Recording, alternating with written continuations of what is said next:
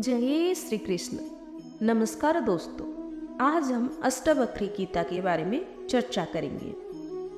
अष्टवक्री गीता का प्रारंभ अष्टवक्री के साथ राजा जनक जी का जो संवाद हुआ उसी से शुरू होता है। एक समय राजा जनक जी घूमने गए थे। रास्ते में अष्टवक्री जी आते हुए देखे। उन्होंने घोड़े से उतरकर ऋषि को साष्टांग प्रणाम किया, परंतु ऋषि के शरीर को देखकर राजा के चित्त में यह घृणा उत्पन्न हुई थी कि परमेश्वर ने इनका कैसा कुरूप शरीर रचाया है। ऋषि के शरीर में 8 कुब्ज थे। इसी से उनका शरीर देखने में कुब्ज प्रतीत होता, और जब वे चलते थे तब उनका शरीर 8 अंगों से वक्र जानी पड़ती थी।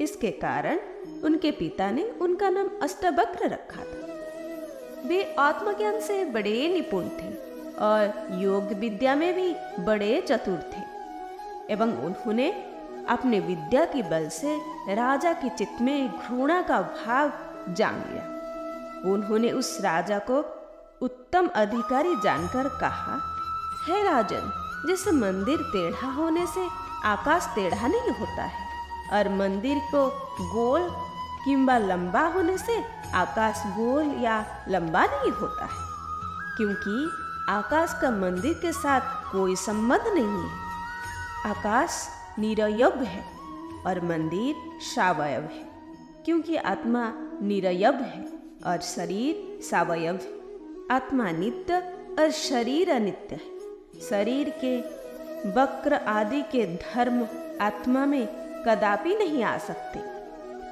अतएव हे राजन, ज्ञानवान को आत्मा दृष्टि रहती है और अज्ञानी के चर्म दृष्टि रहती है। इस कारण तू चर्म दृष्टि को त्याग करके और आत्म दृष्टि को ग्रहण करके जब देखेगा तब तेरे चित्त में घृणा दूर हो जाएगी। हे राजन, चर्म दृष्टि से अज्ञानी देखते हैं, ज्ञानवान नहीं देखते हैं। ऋषि के अमृत रूपी वचनों को सुनकर राजा के मन में आत्मज्ञान की प्राप्ति के उत्कंठा जागृत हुआ। अतएव राजा ने ऋषि से प्रार्थना की, हे भगवान, आप मेरे घर को पवित्र कीजिए और कुछ दिन वहां पर निवास करके मेरे चित्त से संदेह को दूर करके मुझ में भी आत्मदृष्टि को उत्पन्न कीजिए। तदनंतर ऋषि ने राजा की प्रार्थना को स्वीकार किया और राजा के साथ आए। उसके बाद राजा ने अपने घर में एक उत्तम स्थान निश्चय करके एक सिंहासन लगाकर बड़े सत्कार से उसी के ऊपर ऋषिपति को बिठाया, और राजा अपने चित्त के संदेह को पूछने लगे और अष्टवक्र जी उनका उत्तर देने लगे। इन प्रश्नोत्तरी के द्वारा अज्ञान का निवारण और ज्ञान का उदय हुआ। वही ज्ञान इस अष्टवक्री गीता में वर्णन है। राजा जनक जी ने अष्टवक्री जी को प्रथम 3 प्रश्न पूछे। प्रथम अध्याय। वयोवृद्ध राजा जनक बालक अष्टवक्र से पूछते हैं, हे प्रभु, ज्ञान की प्राप्ति कैसे होता है? मुक्ति कैसे प्राप्त होता है? वैराग्य कैसे प्राप्त किया जाता है? ये सब मुझे बताए। अष्टवक्र उत्तर देते हैं, यदि आप मुक्ति चाहते हैं तो अपने मन से विषयों अर्थात वस्तुओं की उपभोग की इच्छा को विष की तरह त्याग दीजिए। क्षमा, सरलता, दया, संतोष तथा सत्य का अमृत की तरह सेवन कीजिए।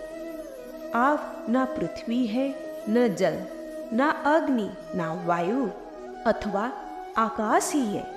मुक्ति के लिए इन तत्वों के साक्षी चैतन्य रूप आत्मा को जानिए। यदि आप स्वयं को इस शरीर से अलग करके चेतन में विश्राम करें तो तत्काल ही सुख, शांति और बंधन मुक्त अवस्था को प्राप्त होंगे।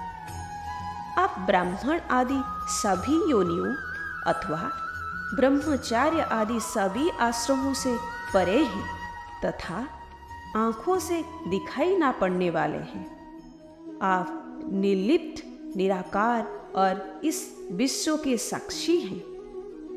ऐसा जानकर सुखी हो जाए। धर्म अधर्म, सुख दुख मस्तिष्क से जुड़े हैं। सर्वव्यापक आपसे नहीं, ना आप करने वाले हैं और ना भोगने वाले हैं। आप सदा मुक्त ही हैं। आप समस्त विश्व के एकमात्र दृष्टा हैं। आपका बंधन केवल इतना है कि आप दृष्टा किसी और को समझते हैं। अहंकार रूपी महासत्व के प्रभाव बस आप मैं करता हूँ ऐसे मान लेते हैं। मैं करता नहीं हूँ इस विश्वास रूपी अमृत को पीकर सुखी हो जाए। मैं एक विशुद्ध ज्ञान हूँ। इस निश्चय रूपी अग्नि से गहन अज्ञान मन को जला दे। इस प्रकार शोक रहित होकर सुखी हो जाए। जहां ये विश्व रस्सी में सर्प की तरह अवास्तविक लगे, उस आनंद परमानंद की अनुभूति करके सुख में रहे। स्वयं को मुक्त मानने वाला मुक्त ही है और बंधा हुआ मानने वाला बंधा हुआ ही है। ये कहावत सत्य ही है कि जैसे बुद्धि होता है वैसे ही गति होता है। आत्मा साक्षी, सर्वव्यापी, पूर्ण, एक, मुक्त, चेतन, अक्रिय, असंग, इच्छा रहित एवं शांत है। भ्रमवश ही ये शारीरिक प्रतीत होते हैं। अपरिवर्तनीय, चेतन व अद्वितीय आत्मा का चिंतन करें और मैं के भ्रम रूपी आभास से मुक्त होकर बाह्य विश्व की अपने अंदर ही भावना करें। हे पुत्र, बहुत समय से आप मैं शरीर हूं इस भाव बंधन से बंधे हैं। स्वयं को अनुभव कर ज्ञान रूपी तलवार से इस बंधन को काटकर सुखी हो जाएं। आप असंग, अक्रिय, स्वयं प्रकाशवान तथा सर्वदा दोष मुक्त हैं। आपका ध्यान द्वारा मस्तिष्क को शांत रखने का प्रयत्न ही बंधन है। यह विश्व तुम्हारे द्वारा व्यक्त किया हुआ है। वास्तव में तुमने इसे व्यक्त किया हुआ है। तुम शुद्ध और ज्ञान स्वरूप हो। छोटेपन की भावना से ग्रस्त मत हो। आप इच्छा रहित, विवेक रहित, ठोस शीतलता के धाम, अगाध बुद्धिमान है। साथ होकर केवल चैतन्य की इच्छा वाले हो जाए। आकार को असत्य मानकर निराकार को ही चिर स्थायी मानिए। इस तत्व को समझ लेने के बाद पुनः जन्म लेना संभव नहीं है। जिस प्रकार दर्पण में प्रतिबिंबित रूप उसके अंदर भी है और बाहर भी, उसी प्रकार परमात्मा इस शरीर के भीतर भी निवास करते हैं और उसके बाहर भी। जिस प्रकार एक ही आकाश पात्र के भीतर और बाहर व्याप्त है, उसी प्रकार शाश्वत और सतत परमात्मा समस्त प्राणियों में विद्यमान है। द्वितीय अध्याय। राजा जनक कहते हैं, आश्चर्य! मैं निष्कलंक शांत प्रकृति से परे ज्ञान रूप में हूँ। इतने समय तक मैं मोह से संपन्न किया गया। जिस प्रकार मैं इस शरीर को प्रकाशित करता हूँ, उसी प्रकार इस विश्व को भी। अतः मैं यह समस्त विश्व में ही हूँ अथवा कुछ भी नहीं। अब शरीर सहित इस विश्व को त्याग कर किसी कौशल द्वारा ही मेरे द्वारा परमात्मा का दर्शन किया जाता है।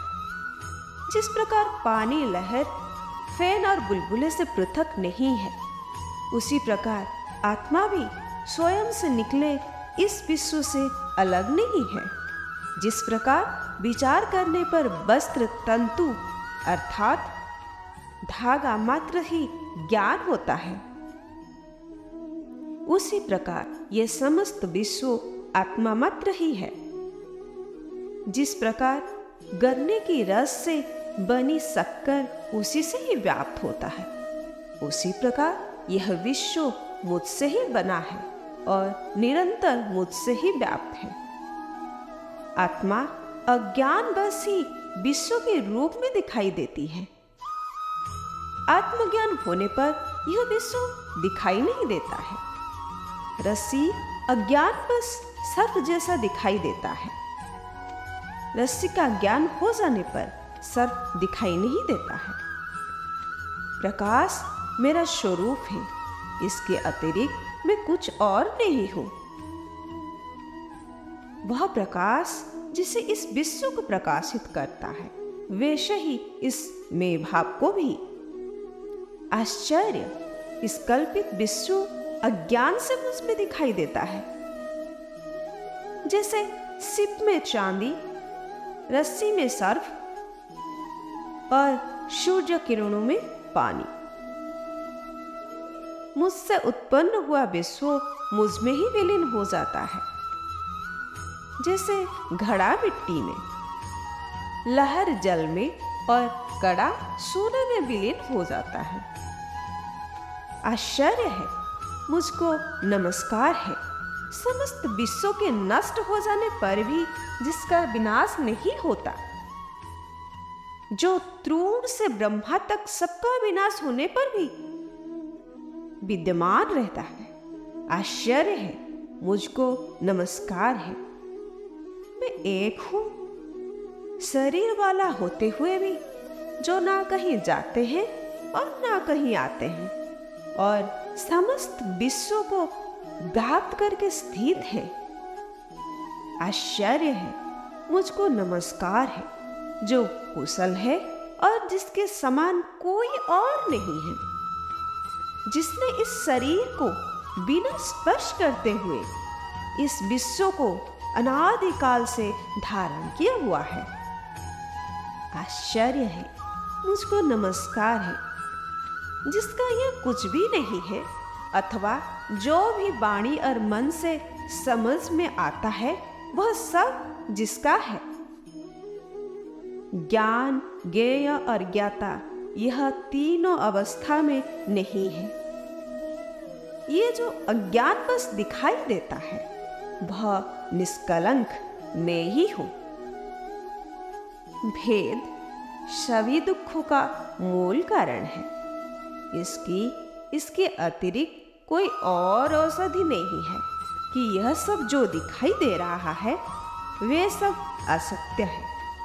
मैं एक चैतन्य और निर्मल हूं। मैं केवल ज्ञान स्वरूप हूं। अज्ञान से ही मेरे द्वारा स्वयं में अन्य गुण कल्पित किया गया है। ऐसा विचार करके मैं सनातन और कारण रहित रूप में स्थित हूं। ना मुझे कोई बंधन है और ना कोई मुक्ति का भ्रम। मैं शांत और आश्रय रहित हूं। मुझ में स्थित यह विश्व भी वस्तुतः मुझ में स्थित नहीं है। यह निश्चित है कि यह शरीर सहित यह विश्व अस्तित्वहीन है। केवल शुद्ध चैतन्य आत्मा का ही अस्तित्व है। अब इसमें क्या कल्पना की जाए? शरीर, स्वर्ग, नरक, बंधन, मोक्ष और भय, ये सब कल्पना मात्र ही है। इनसे मुझ चैतन्य रूप का क्या प्रयोजन है? आश्चर्य कि मैं लोगों के समूह में भी दूसरों को नहीं देखता हूं। वह भी निर्जन ही प्रतीत होते हैं। अब मैं किसी से मोह करूं? ना मैं शरीर हूं, ना यह शरीर ही मेरा है, ना जीव हूं। मैं चैतन्य हूं। मेरे अंदर जीने की इच्छा ही मेरा बंधन थी। आश्चर्य!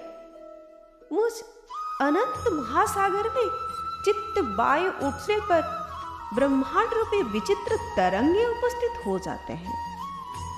मुझ अनंत महासागर में चित्त वायु के शांत हो जाने पर जीव रूपी बणी का संसार रूपी जहाज जैसे दुर्भाग्य से नष्ट हो जाता है। आश्चर्य, मुझ अनंत महासागर में जीव रूपी लहरें उत्पन्न होता है, मिलते हैं, खिलते हैं और स्वभाव से मुझ में प्रवेश कर जाते हैं। तृतीय अध्याय। अष्टावक्र कहते हैं, आत्मा को अविनाशी और एक जान। उस आत्मज्ञान को प्राप्त कर किसी बुद्धिमान व्यक्ति की रुचि धन अर्जन करने में कैसे हो सकता है? स्वयं की अज्ञान से भ्रमवश विषयों से अलग हो जाता है। जैसे सीप में चांदी का भ्रम होने पर उसी में लोभ उत्पन्न हो जाता है। सागर से लहरें के समान जिससे इस विश्व उत्पन्न होता, वह मैं ही हूं जानकर जैसे कैसे भाग सकते हो? यह सुनकर भी कि आत्मा शुद्ध, चैतन्य और अत्यंत सुंदर है, तुम कैसे जनांद्रियों में आसक्ति होकर मलिनता को प्राप्त कर सकते हो? सभी प्राणियों में स्वयं को और स्वयं में सब प्राणियों को जानने वाले मुनि में ममता की भावना का बने रहना आश्चर्य ही है। एक ब्रह्म का आश्रय लेने वाले और मोक्ष के अर्थ का ज्ञान रखने वाले का आमोद प्रमोद द्वारा उत्पन्न कामनाओं से विचलित होना आश्चर्य ही है।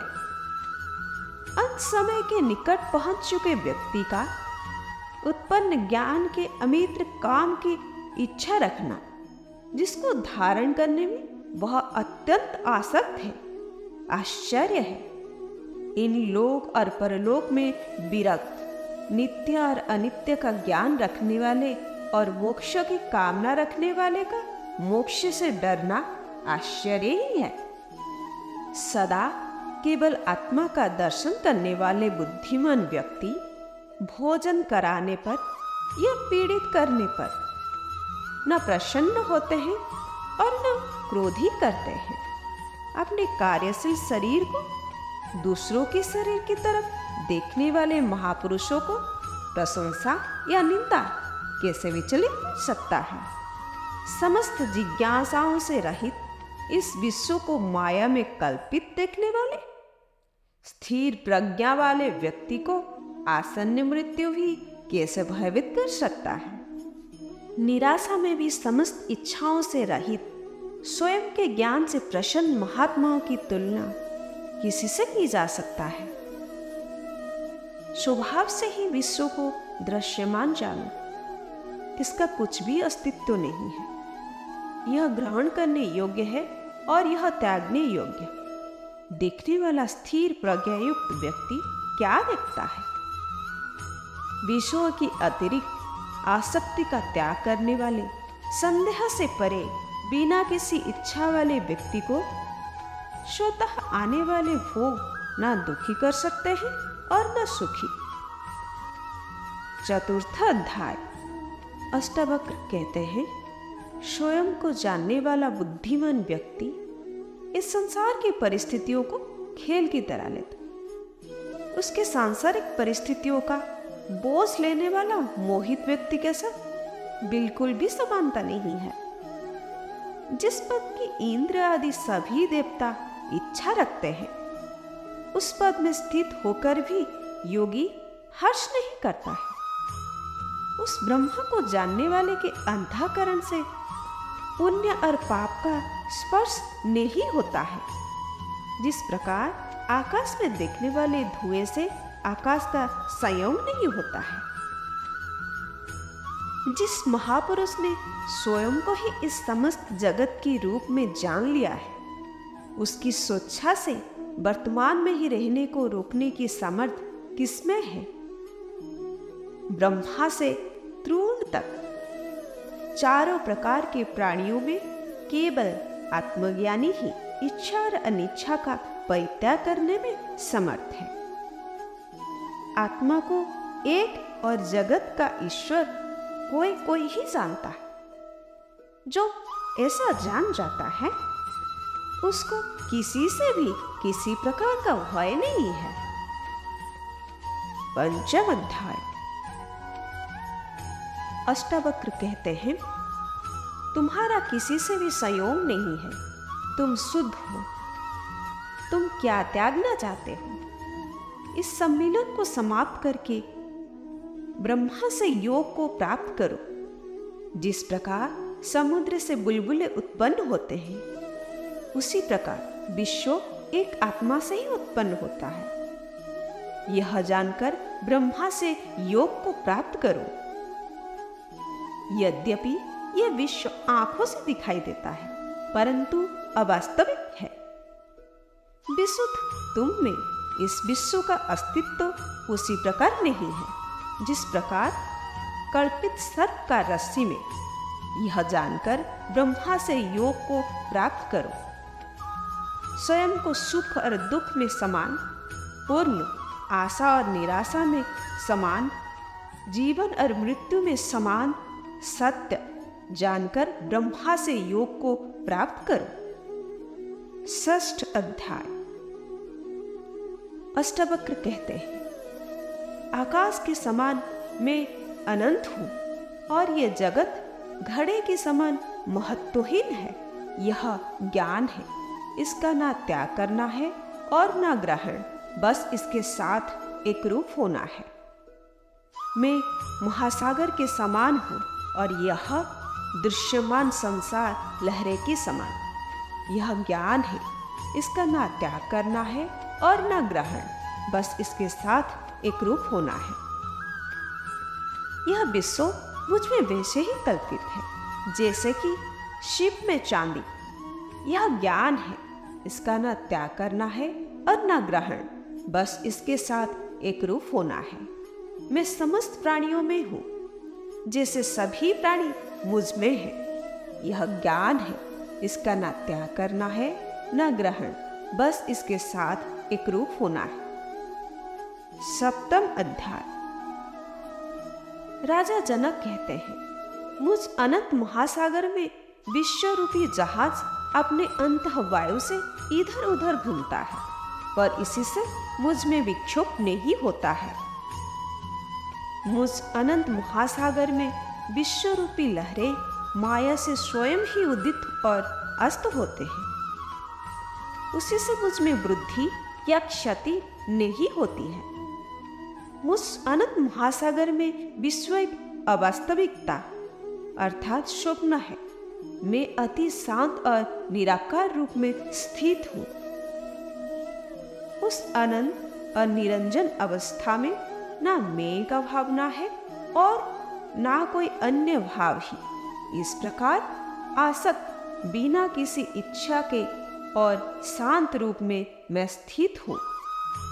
आश्चर्य, मैं शुद्ध चैतन्य हूँ और यह जगत असत्य जादू के समान है। इस प्रकार मुझ में कहाँ और कैसे उपयोगी और अनुपयोगी की कल्पना। अष्टम अध्याय। श्री अष्टावक्र कहते हैं, तब बंधन है जब मन इच्छा करता है, शोक करता है, कुछ त्याग करता है, कुछ ग्रहण करता है, कभी प्रसन्न होता है या कभी क्रोधित होता है। तब मुक्ति है जब मन इच्छा नहीं करता है, शोक नहीं करता है, त्याग नहीं करता है, ग्रहण नहीं करता है, प्रसन्न नहीं होता है या क्रोधित नहीं होता है। तब बंधन है जब मन किसी भी दृश्यमान वस्तु में आसक्त है। तब मुक्ति है जब मन किसी भी दृश्यमान वस्तु में आसक्त रहित है। जब तक मैं या मेरा का भाव है तब तक बंधन है। जब मैं या मेरा का भाव नहीं है तब मुक्ति है। यह जानकर ना कुछ त्याग करो और ना कुछ ग्रहण ही करो। नवम अध्याय। श्री अष्टावक्र कहते हैं, यह कार्य करने योग्य है अथवा ना करने योग्य, और ऐसे ही अन्य द्वंद्व कब और किसके साथ हुए हैं, ऐसा विचार करके विरक्त हो जाओ। त्यागवान बनो, ऐसे किसी नियम का पालन ना करने वाले बनो। हे पुत्र, इस संसार की व्यर्थ चेष्टा को देखकर किसी धन्य पुरुष की ही जीने की इच्छा, भोगने की और उपभोग करने की इच्छा और भोजन की इच्छा शांत हो पाती है। यह सब अनित्य है, 3 प्रकार की कष्टों से घिरा है, यथा दैविक, दैहिक और भौतिक। सारहीन है, निंदनीय है, त्याग करने योग्य है, ऐसा निश्चय करके ही शांति प्राप्त होती है। ये सब कौन सा समय अथवा उम्र है जब मनुष्यों के संशय नहीं रहता है। अतः संशय को उपेक्षा करके अनायास सिद्धि को प्राप्त करो। महर्षियों, साधुओं और योगियों के विभिन्न मत को देखकर कौन मनुष्य वैराग्यवान होकर शांत नहीं हो जाएगा। चैतन्य का साक्षात ज्ञान प्राप्त करके वैराग्य और समता से युक्त कौन गुरु जन्म और मृत्यु के बंधन से तार नहीं देगा। तत्वों के विकार को वास्तव में उसकी मात्रा के परिवर्तन के रूप में देखो। ऐसा देखते ही उसी क्षण तुम बंधन से मुक्त होकर अपने स्वरूप में स्थित हो जाओगे। इच्छा ही संसार है, ऐसा जानकर सबका त्याग कर दो। उस त्याग से इच्छाओं का त्याग हो जाएगा और तुम्हारी यथारूप अपने स्वरूप में स्थित हो जाएगी। 10वां अध्याय। श्री अष्टावक्र कहते हैं, कामना और अनर्थ के समूह धन रूपी शत्रुओं को त्याग दो। इन दोनों के त्याग रूपी धर्म से युक्त होकर सर्वत्र विरक्त हो जाओ। मित्र, जमीन, कोषागार, पत्नी और अन्य संपत्तियों को स्वप्नों की माया से समान 3 या 5 दिन में नष्ट होने वाला देखो। जहां जहां आसक्ति हो उसको ही संसार जानो। इस प्रकार परिपक्व वैराग्य के आश्रय में तृष्णा रहित होकर सुखी हो जाओ। तृष्णा मात्र ही स्वयं का बंधन है, उसके नाश को मोक्ष कहा जाता है। संसार में अनासक्ति से ही निरंतर आनंद प्राप्ति होती है। तुम एक अद्वितीय चेतन और शुद्ध हो तथा यह विश्व अचेतन और असत्य है। तुम में अज्ञान का लेश मात्र भी नहीं है और जानने की इच्छा भी नहीं है। पूर्व जन्म में बहुत बार तुम्हारे राज्य, पुत्र, स्त्री, शरीर और सुखों का तुम्हारी आसक्ति होने पर भी नाश हो चुका है।